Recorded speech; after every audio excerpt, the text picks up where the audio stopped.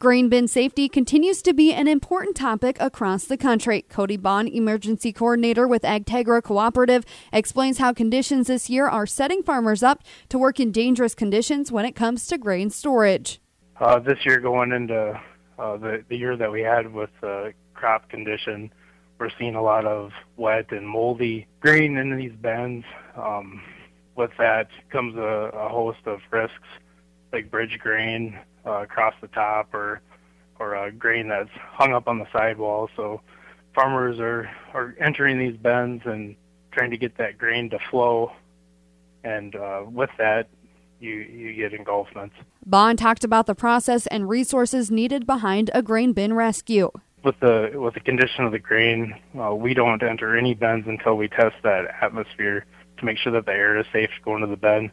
We're checking for oxygen levels, phosphine levels, things like that. We want to make sure that all the equipment, especially the discharge equipment, is de-energized so that it cannot start while you're in that bin. Tons of resources, lots of technical rescue expertise. It takes a lot of support and a lot of equipment and tools to get someone out of a grain bin. And for farmers that need to enter the bin, we don't want to do that while there's bridge grain across the top or grain hung up on the sidewalls. It's got to be safe to go in. You always want to have a harness on and a safety line attached to make sure you have a spotter that's standing outside the bin watching you. Don't ever go into a bin without letting someone know, without them standing there watching you in that bin. He also talked about a recent rescue his team was involved in. So when we cut the bin, we did that because the grain was angling from the back side of the bin to the front at one angle.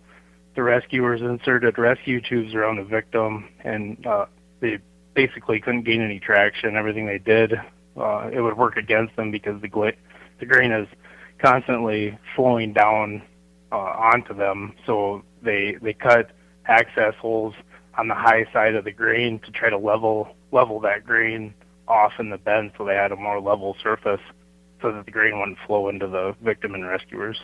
An engulfment can happen within seconds. Farmers are encouraged to use safety harnesses, keep safety tools handy, never work alone, and of course, never enter the bin while the auger is running. That's what's happening in agriculture. I'm Kirsten Rahl for the American Ag Network.